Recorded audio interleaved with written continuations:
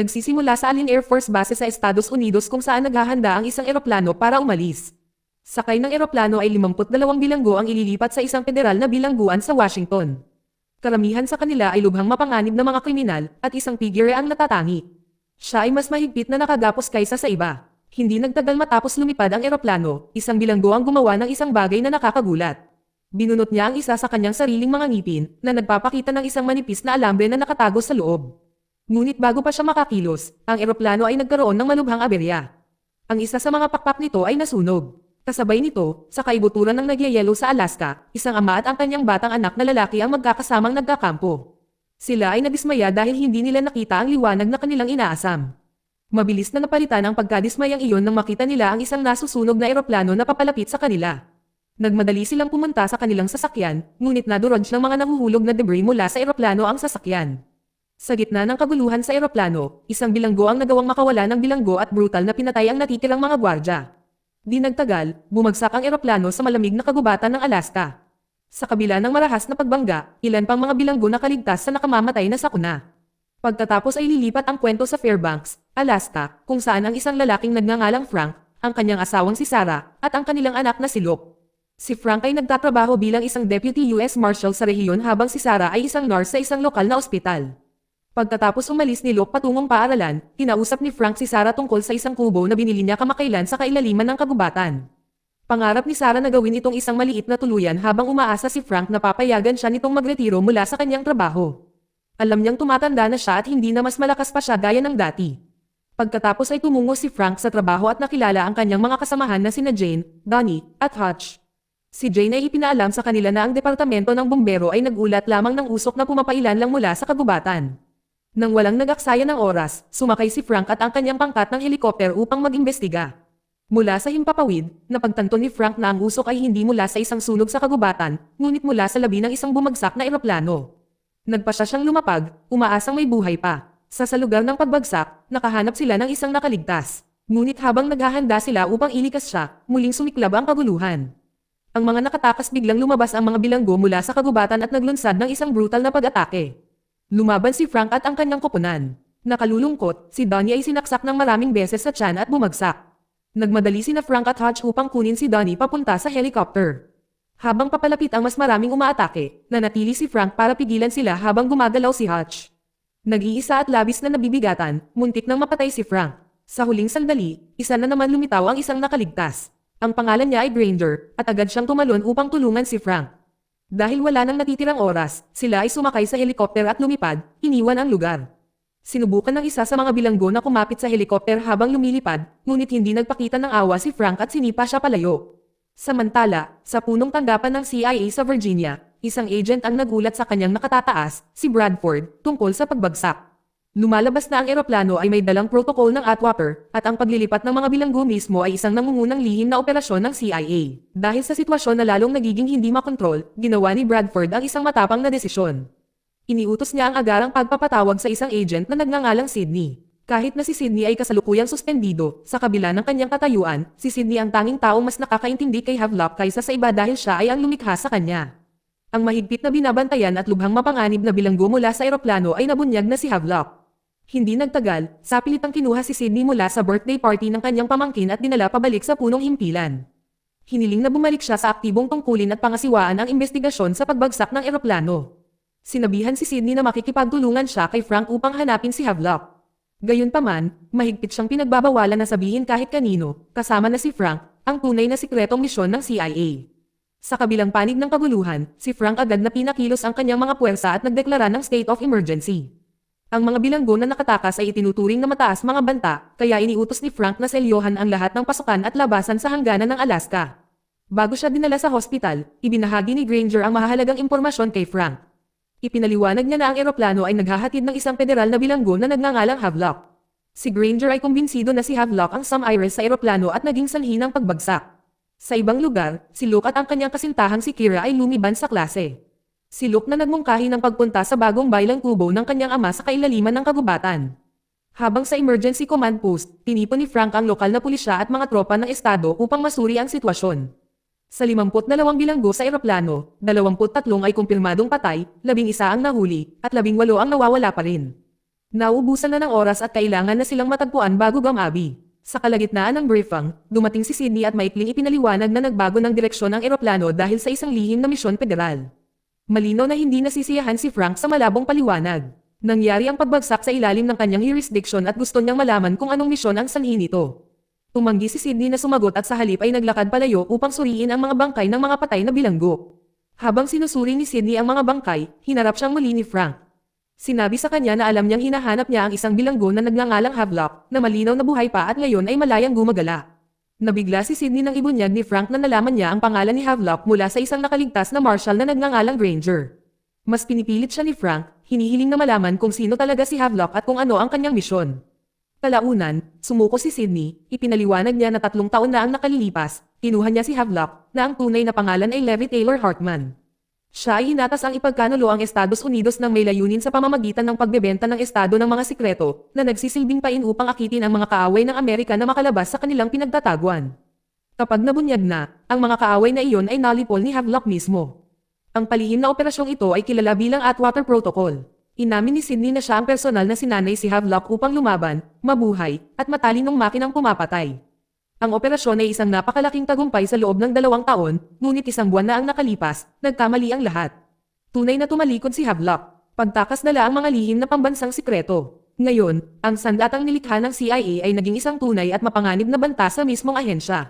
Pagkatapos nito, tumungo si Frank sa hospital upang makita ang kanyang asawa at tingnan ang kanyang partner, si Donnie.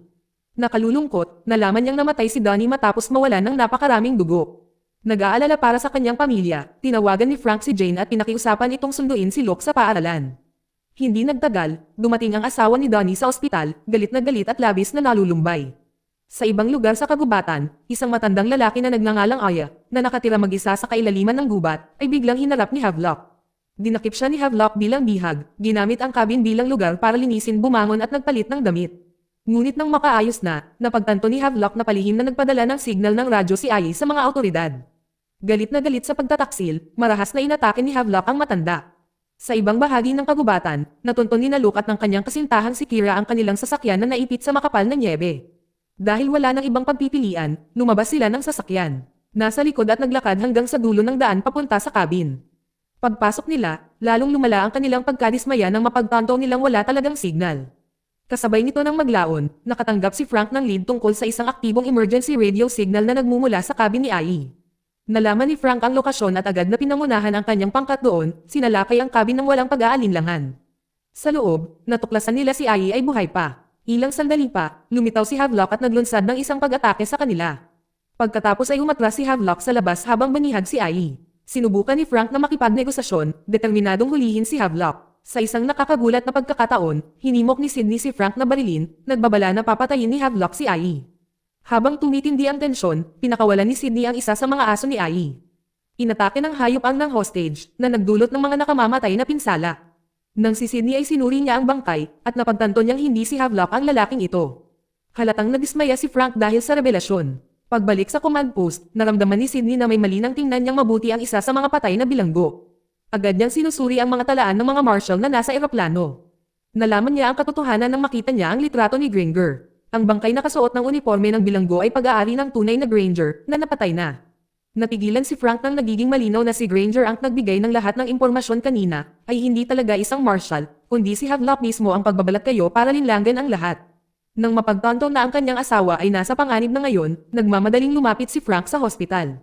Habang nasa daan, tinawagan niya si Sarah at binalaan ito na si Granger na ginagamot niya ay hindi isang marshal, kundi si Havelock na kabalat kayo. Kinilabutan si Sarah sa revelasyon, lalo na't papalapit na sa kanya si Havelock. Pagkaraan ng ilang sandali si Frank ay sa wakas ay nakarating na siya sa ospital, ngunit huli na ang lahat. Wala na si Havelock at isinama na rin niya si Sarah. Habang pabalik sa punong himpilan, nakatanggap si Frank ng isa pang ulat. Ipinaalam sa kanya ni Jane na hindi sumipot si Luke sa paaralan. Nalaman din niya na umalis si Luke kasama ang kanyang kasintahan, ngunit walang nakakaalam kung saan sila nagpunta. Kasabay nito, sinimulan ni Havelock ang kanyang susunod na hakbang. Pinasabog niya ang isang istasyon ng telekomunikasyon, pagputol ng serbisyo ng telepono at internet access sa buong lungsod. Pagdating ni Frank sa punong tanggapan, kinumpirma ni Hutch ang pinakamalala. Lahat ng linya ng komunikasyon ay wala sa ayos. Ilang sandali pa, kinontak ni Havelock si Frank sa pamamagitan ng radyo. Hinayaan niya si Frank na alam niyang buhay pa si Sarah at nilinaw niya na kung gusto ni Frank na mabuhay ang kanyang asawa, dapat siyang gumanap bilang si Havelock. Kinabukasan, nagsagawa si Frank ng isang press conference upang ipaalam sa publiko. Ipinaliwanag niya na isang eroplano ang gumawa ng emergency landing sa Yukon na may sakay na 52 bilanggo at 8 US Marshal. Bagamat ang pagbagsak malayo ang lugar sa lungsod, lubhang mapanganib ang sitwasyon. Maraming bilanggo ang malaya pa rin at gumagala. Hinihimok ni Frank ang publiko na manatiling maingat, na binibigyang diin na ang mga ito ay lubhang mapanganib na mga bilanggo ng federal.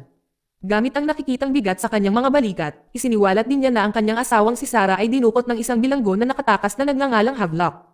Sa ibang lugar, isang pamilyang papunta sa isang resort ang biglang hinarangan na nakauniforme ng bilanggo at may metal na prostetikong braso. Tila takot na takot ang lalaki. Kumuha siya ng pera mula sa kanyang artificial na braso at nagtanong sa isang babae nagngangalang Joy para dalhin siya sa pinakamalapit na istasyon ng pulisya. Pagbalik sa CIA, nakipag-ugnayan si Bradford kay Sydney na may nakababahalang balita. Bago tumakas, nagawa ni Havelock na i-hack ang mga server ng CIA at nakawin ang isang lihim na file na kilala bilang Archive-6. Ang file na ito ay naglalaman ng kompletong listahan ng mga target na hinabol at napatay sa pamamagitan ng protocol ng Atwater. Kung ang datos na iyon ay mapunta sa mga kamay ng kaaway, maaaring gumuho ang reputasyon ng CIA sa mga pandaigdigang operasyon. Inutusan ni Bradford si Sydney na hanapin si Havelock sa lalong madaling panahon bago pa man maipagbili ang impormasyon sa mga kaaway. Di nagtagal, hinarap ni Frank si Sydney at humingi ng kasagutan. Gusto niyang malaman kung bakit nasa Alaska si Havelock at kung bakit ang dinakip ang kanyang asawa. Dahil sa pagkakakulong, sa wakas ay hinamin ni Sydney ang katotohanan. Ang operasyon ng CIA upang mabawi si Havelock ay tuluyang nabigo at ang kanyang presensya sa Alaska ay nilalayong pigilan ang pinsala. Tiniyak niya kay Frank na hindi ito nag-iisa at nangakong tulungan siyang maibalik si Sarah. Kalaunan sa punong tanggapan, nakilala ni Frank ang isang bagong miyembro ng koponan na nagngangalang Cole. Inatasan siya ni Frank na mangalap ng impormasyon tungkol sa isang bilanggo na kamakailan lamang sumuko. Kasabay nito, nalaman ni Frank na sina Luke at Kira ay papunta sa kubo na binili ni Frank kamakailan sa kagubatan. Hindi nagtagal, may dala si Hutch na mas nakakabahalang balita. Isang kapitbahay ang nagsabing nakita niya si Sarah sa bahay ni Frank kaninang umaga. Agad na nagmadaling pumunta si Frank. Sa silong, natuklasan ni Frank at ng kanyang pangkat ang isang kamera na tila ginamit upang i-record ang pagdukot kay Sarah.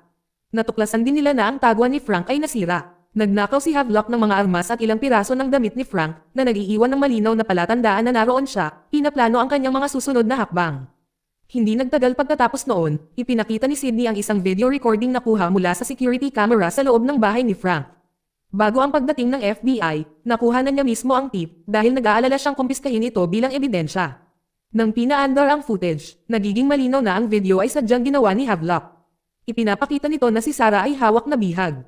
Hinihingi ni Havelock ang isang negosasyon. Si Sarah ay mapapalaya kung ibibigay ni Frank ang isang bilanggo na nagngangalang Henry, isang lalaking nawala ng 2 kamay. Nagtakda pa nga si Havelock ng isang pagpupulong sa hapong iyon sa isang liblib na lugar. Habang mas malalim na sinasaliksik ni Frank ang mga tala, natuklasan niya na si Henry ay malayong maging isang ordinaryong bilanggo. Siya ay isang dating accountant na responsable para sa napakalaking pandaraya sa pananalapi. Sa isang punto, ninakaw ni Henry ang pera mula sa kanyang sariling mga kliyente, na humantong sa pagsunog sa kanya ng mafia na buhay. Nakaligtas siya sa pag-atake, ngunit nawala ng 2 kamay. Pagkatapos ay binisita ni Frank si Henry sa kanyang selda, determinadong malaman kung ano ang koneksyon niya kay Havelock. Tumanggi si Henry na makipagtulungan at sa halip ay kinutya si Frank, umaarte ng may kumpiyansa at sinasabing mayroon na siyang planong lumakad ng malaya bago lumubog ang araw. Ang komento ay nagtulak kay Frank sa bingit. Muntik nang sumuko, pero napigilan niya ang sarili. Ang magagawa na lang niya ay takutin na ibabalik si Henry sa gubat kung patuloy siyang mananatiling tahimik. Samantala, natigilan sina Luke at Kira. Nang matuklasan nila ang isang lalaking walang malay sa loob ng kotse, malubhang nasugatan at halos walang buhay. Wala silang ideya kung sino ito. Dahil sa awa, nagpasya silang ibalik siya sa kubo upang matulungan siyang gumaling. Ang hindi nila namalayan ay sila ay nagdala ng isang seryosong panganib diretso sa kanilang ligtas na kanlungan. Sa ibang lugar, si Havelock ay nagtatago sa isang kubo habang banihag si Sarah. Kinontak si Bradford at pinadalhan siya ng link papunta sa telepono nito. Ang link ay patungo sa isang website na ginawa mismo ni Havelock. Dito ay isang countdown timer. Kung si Havelock ay hindi makapaglagay ng sikretong code kada 72 oras, automatikong ilalabas ng site ang buong nilalaman ng Archive-6 sa publiko, sa media, at sa lahat ng kaaway ng CIA. Ang banta ay nagpatarante kay Bradford, na nagtulak sa kanya na gawin ang lahat ng posible upang mahuli agad si Havelock. Matapos makipag-ugnayan kay Bradford, ibinalik ni Havelock ang kanyang atensyon kay Sarah. Si Sarah, na nagawang makalaya mula sa kanyang mga pagpigil, naglunsad ng isang pag-atake. Sandali niyang nakontrol ang baril ni Havelock, ngunit mabilis siyang natalo ni Havelock at binawi ang sandata.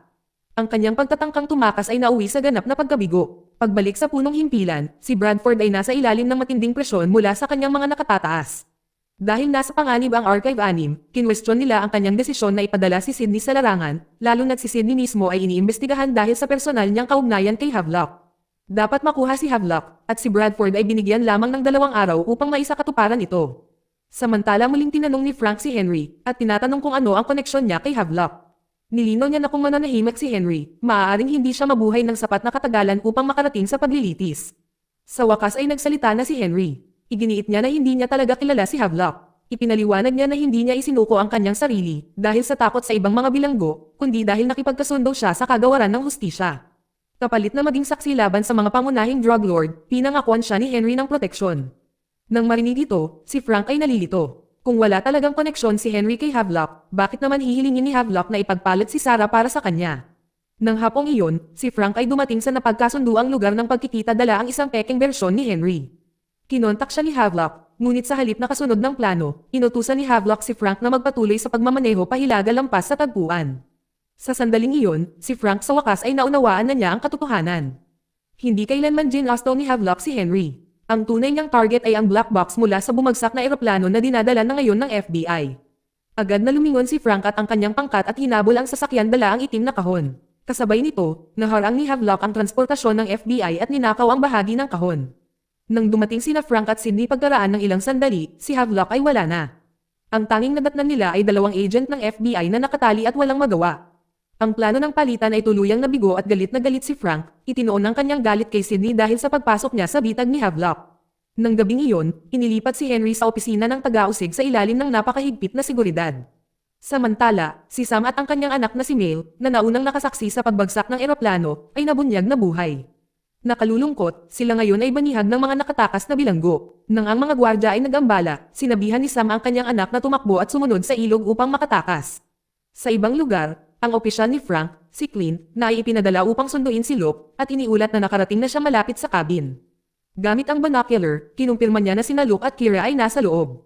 Ang balita ay nagdulot kay Frank ng panandaliang ginhawa. Di nagtagal, sinuri ni Frank ang sasakyan na nagdala ng black box at natuklasan ang isang maliit na kahon na sadyang iniwan ni Havelock para sa kanya. Sa isa pang bahagi ng gubat, 3 lalaking nangingisda sa malapit ang nagulat sa tunog ng mga lobo na umaalulong.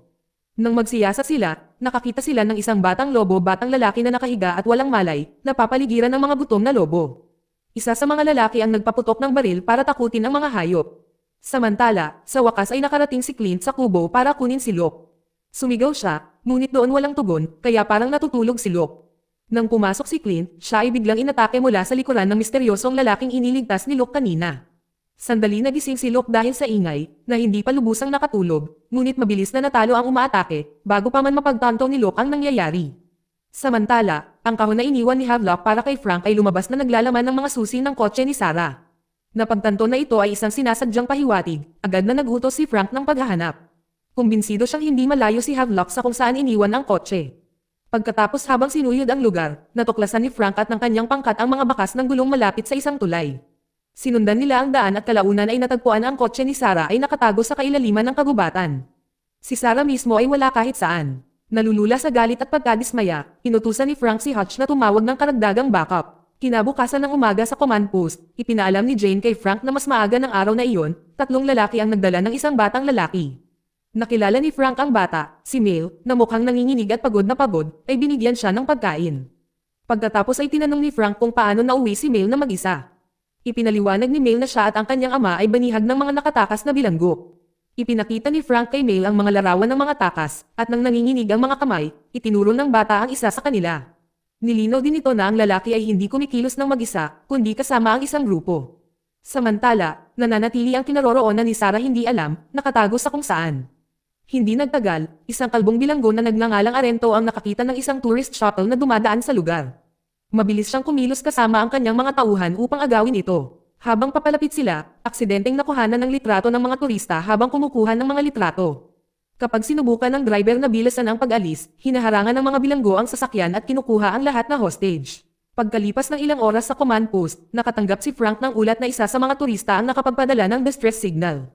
Kasama sa mensahe ang mga larawan ng mga bilanggo na banihag sila at parehong makikita sina Havelock at Sam sa mga imahe. Agad na inutusan ni Frank ang kanyang pangkat na subaybayan ang signal ng satellite mula sa sasakyan.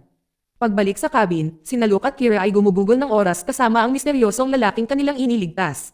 Si Luke, na nagtitiwala at bukas ang loob, ay sumusubok na makipag-usap at magbahagi ng mga kwento tungkol sa kanyang mga magulang.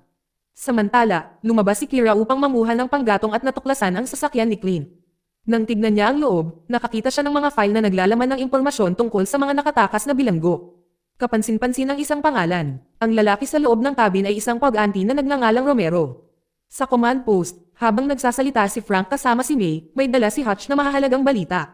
Sa wakas ay natukoy na ang lokasyon ni Sarah. Walang pag-aalinlangan, si Frank at ang kanyang pangkat ay pumasok at sinalakay ang isang bodega na nakatago sa kagubatan. Sa loob, natagpuan nila si Sarah na buhay, ngunit mahina dahil sa kakulangan ng pagkain. Ang makitang buhay pa ang kanyang asawa ay nakakapagbigay ng ginhawa kay Frank. Plano niyang dalhin ito diretso sa ospital. Pero iginiit ni Sarah na maayos naman siya. Pagkatapos ay tinanong niya ang tungkol kay Luke. Pinapagaan ni Frank ang loob niya, sinabing pumunta sina Luke at Kira sa cabin. At ligtas dahil naipadala na si Clint para sunduin sila. Sa ibang lugar, sinubukan ng pangkat ni Frank na makipag-ugnayan sa sasakyang panturista, ngunit walang tugon. Lahat ng nasa loob ay banihag. Nang makita ito, isang bilanggo na nagngangalang Covington ay naghinala at nagsimulang maniwala na ibinunyag ni Havelock ang kanilang lokasyon.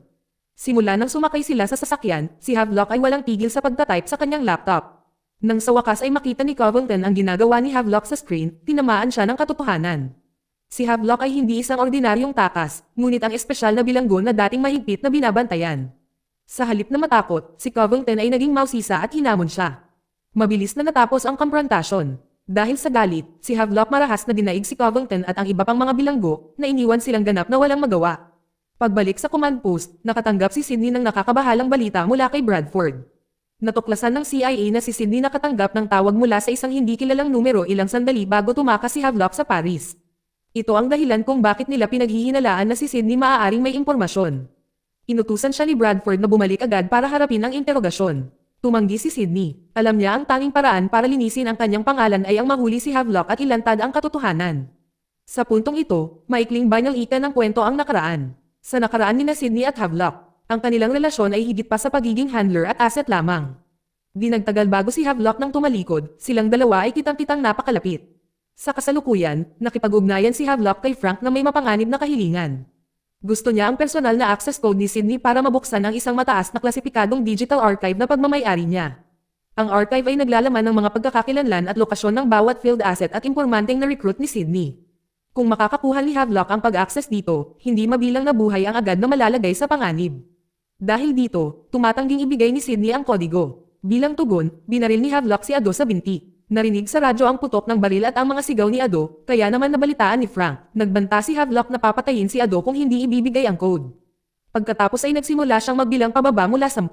Si Frank, dahil sa desperasyon na mapigilan ang pagdanak ng dugo, napilitan si Sydney na sumunod.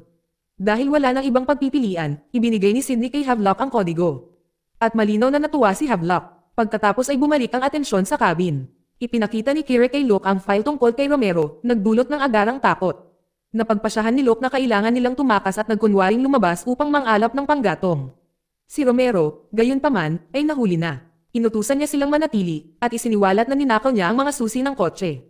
Binunot ni Romero ang baril na kinuha niya kay Clint, at binalaan silang huwag sumubok ng kahit ano kung gusto nilang mabuhay. Pinilit ni Romero si Luke na kontaken ang kanyang mga magulang gamit ang walkie-talkie ni Clint. Dahil sa matinding pagkakasala, nagsinungaling si Luke at nagkwento. Sinabi sa kanila na siya at si Kira ay ligtas sa cabin kasama si Clint at malapit nang umuwi. Nang marinig ito, sina Frank at Sarah nakaramdam ng kaunting ginhawa sa paniniwalang ligtas na ang kanilang anak sa panganib. Pagkatapos ng lahat ng nangyari, si Frank sa wakas ay nakipagkita siya kay Sydney at isiniwalat niya ang buong katotohanan. Ipinaliwanag niya na ang programang ni Havelock ay nilikha ng kanyang ama. Isang maalamat na operatiba ng CIA na namatay habang ginagampanan ang tungkulin. Para kay Sydney, ang misyong ito ay hindi na lamang tungkol sa pambansang seguridad. Tungkol din ito sa pagpapanumbalik ng pangalan ng kanyang ama at pagprotekta sa kanyang pamana. Nang marinig ito, nagsalita rin si Frank. Ibinahagi niya ang masakit na kwento ng pagkamatay ng kanyang anak na si Ruby at inamin na nakasama niya sa buhay ang mula noon ay nadama niya ang pagkakasala, naniniwalang namatay siya dahil sa mga panganib na kaugnay ng kanyang trabaho. Ang sandaling ito ng katapatan ay lumilikha ng isang matibay na ugnayan sa pagitan nila. Mula sa puntong iyon, nagkasundo silang isantabi ang kanilang mga pagkakaiba at magtulungan upang maisakatuparan matalo si Havelock. Dahil sa isang bagong plano, sumakay sina Frank at Sydney sa isang helikopter at dumiretso sa lokasyon ni Havelock. Sinubukan ni Frank na makipagnegosasyon, binalaan ng mga nakatakas na bilanggo na sila ay napapaligiran at wala nang matatakbuhan. Umayag si Havelock na makipag-usap at pinayagan si Frank na lumapit sa kanilang sasakyan. Kay Frank ang unang kahilingan ay ang pagpapalaya kay Sam. Habang nagpapatuloy ang talakayan, palihim na binanggit ni Havelock ang isang maliit na sikreto na nagtago si Frank sa kanyang silong, isang bagay na hindi pa nakikita ng mga manunood. Habang nagaganap ang negosasyon, si Sydney tahimik na pamwesto at nagkabit ng grappling line sa sasakyan na naghihiwalay dito mula sa mga bihag. Kalaunan, ang sasakyan ay nawalan ng balanse at bumagsak. Biglang lumitaw ang armadong pangkat ni Frank sakay ng mga snowmobile, mabilis na dinakip si Covington at pinalaya ang mga bihag.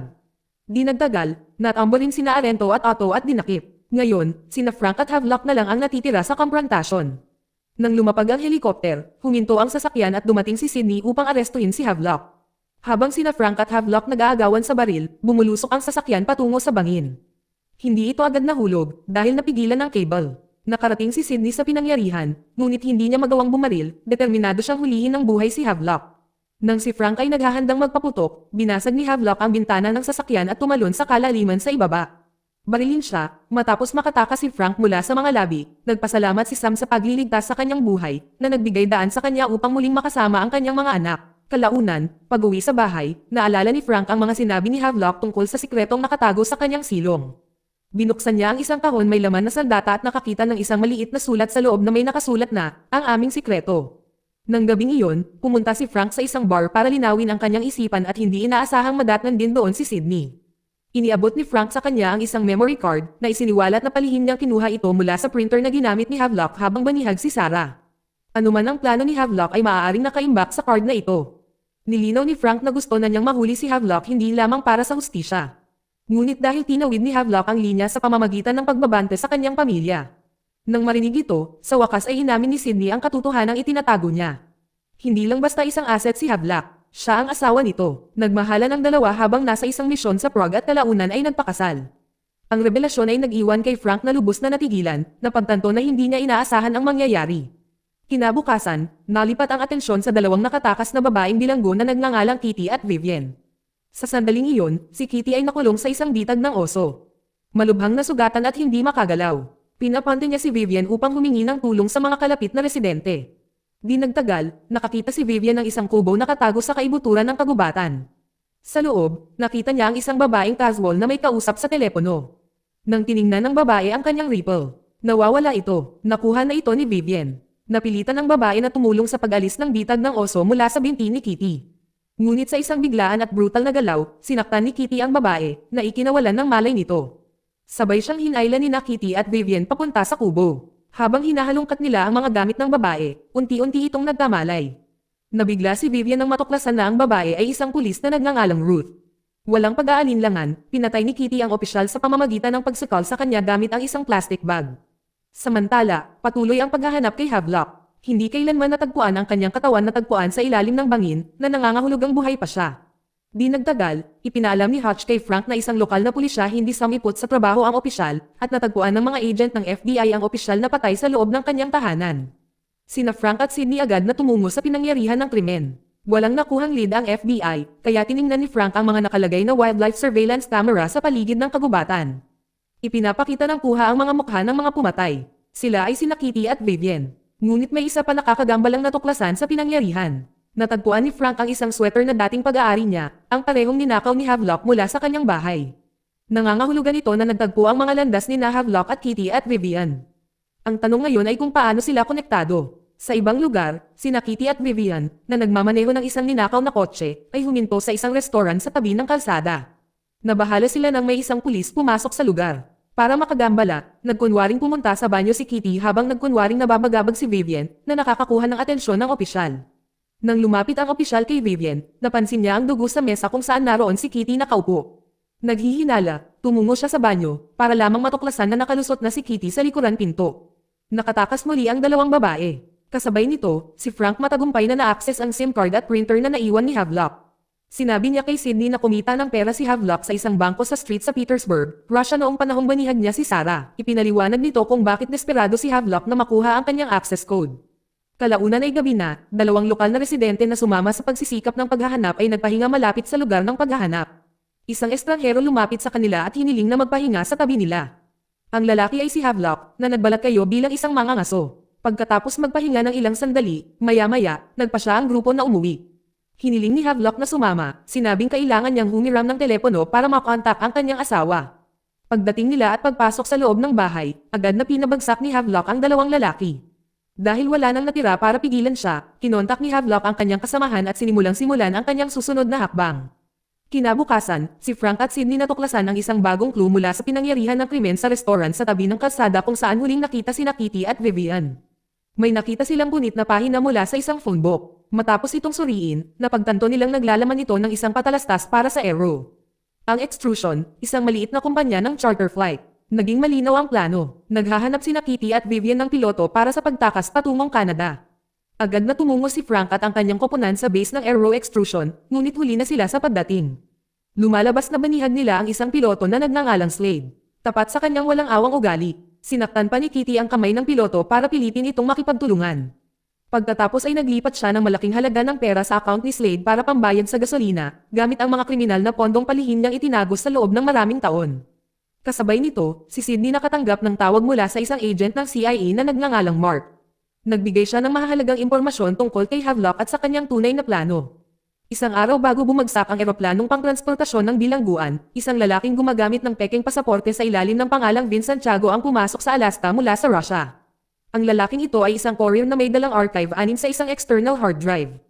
Hindi kailanman nagnakaw si Havelock ng datos ng digital. Sa halip, kumuha siya ng isang Russian hacker na nagngangalang Arman Zadino para makuha ito. Ang courier ay nasa Fairbanks naghahanda na direktang ihatid ang archive anin kay Havelock. Ang mismong pagbagsak ng eroplano ay maingat na inayos kaya maaaring makatakas si Havelock at makasalubong ang kanyang tagapaghatid. Hindi nagtagal, nakatanggap ang pangkat ng impormasyon tungkol sa lokasyon ni Vivian. Mabilis na kumilos at nagawang hulihin siya. Habang nasa interogasyon, nag-alok si Vivian na ibunyag ang kinaroroonan ni Kitty. Kapalit ng ganap na kalayaan sa pag-alis ng kanyang mga natitirang kaso.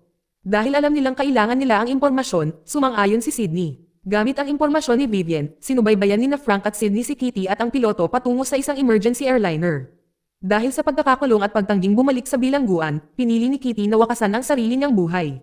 Ang mapanganib at brutal na babae ay bumagsak at namatay bago pa man siya madakip. Kinabukasan, naramdaman ni Frank at Sydney na si Vivian ay may itinatago pa rin tungkol kina Havelock at Kitty. Hinarap nila siyang muli nang malapit na siyang palayain. Sa ilalim ng pressure, sa wakas ay inamin ni Vivian na alam niya kung saan itinago ni Kitty ang $4.20 milyon. Isiniwalat na palihim niyang ninakaw ang access card ni Kitty sa bangko. Inamin din ni Vivian na nakilala niya si Havelock sa kagubatan. Binigyan siya ni Havelock ng sweater at sinabing pupunta siya sa Fairbanks para ayusin ang mga hindi natapos na gawain kasama ang isang dating kaibigan. Ang focus ay nalipat kay Sarah. Nang araw na iyon, ang ospital ay napuno ng mga biktima, at ang kanyang supervisor ay labis na nalungkot nag-aalala, lalo na't si Sarah ay kakaligtas lang sa isang pagkidnap. Bilang pag-iingat, inutusan si Sarah na makipagkita kasama ang isang psikologo, si Dr. Todd Logan. Sinabihan siya na kung tatanggi siya ay tatanggalin sa tungkulin. Dahil wala nang ibang pagpipilian, pumayag si Sarah at pinuntahan siya. Pagkatapos ng konsultasyon, iginiit ni Dr. Todd na hindi dapat magtrabaho si Sarah sa buong araw. Nag-aatubili siyang sumunod sa payo nito. Sa halip umuwi si Sarah, nagpa siya siyang hanapin si Luke. Saka lang niya naalala na ninakaw pala ni Havelock ang kotse niya. Nag-alok si Todd na ihatid siya papunta sa cabin kung saan nanunuluyan si Luke. Habang nasa daan, tinawagan ni Sarah si Frank at sinabihan ito na aalis siya para sunduin si Luke dahil hindi pa rin ito umuwi. Agad na pinag-isipan ni Frank na magpadala ng mga opisyal para samahan siya. Tumanggi si Sarah, ipinaliwanag na kasama na siya ni Dr. Todd. Dahil dito, hindi mapakali si Frank, lalo na nang mapagtanto niyang si Dr. Todd ang dating kasintahan ni Sarah. Tiniyak sa kanya ni Sarah na iyon ay nasa nakaraan na ang lahat at hiniling sa kanya na huwag itong intindihin. Kinabukasan, dumating si Sarah sa cabin at nagulat na nakita ang dugo sa sasakyan ni Luke. Dahil sa takot, nagmamadali siyang pumasok sa loob. Wala sina Luke at Kira. Lumaki ang kanyang takot nang natuklasan si Clint, ang opisyal na itinalagang sunduin si Luke, na walang magawa sa loob ng cabin. Sa sandaling iyon, napagtanto ni Sarah na ang kanyang anak ay nasa malubhang panganib. Habang lumilipas ang oras at sumasapit ang gabi, sina Luke at Kira ay ipinapakitang bihag habang napilitang itaboy si Romero gamit ang sasakyan ni Clint. Nang magambala si Romero, mabilis na kumilos si Luke. Tinanggal ang seatbelt ng bilanggo at pinaharurot ang sasakyan, umaasang mamamatay siya sa pagbangga. Kinabukasan, nagkamalay sina Luke at Kira at buti na lang at buhay pa sila. Sinabi ni Luke kay Kira na humingi ng tulong habang siya ay naiiwan upang ilihis ang atensyon sa bilanggo. Dito nagtatapos ang kwento. Salamat sa panonood kaibigan.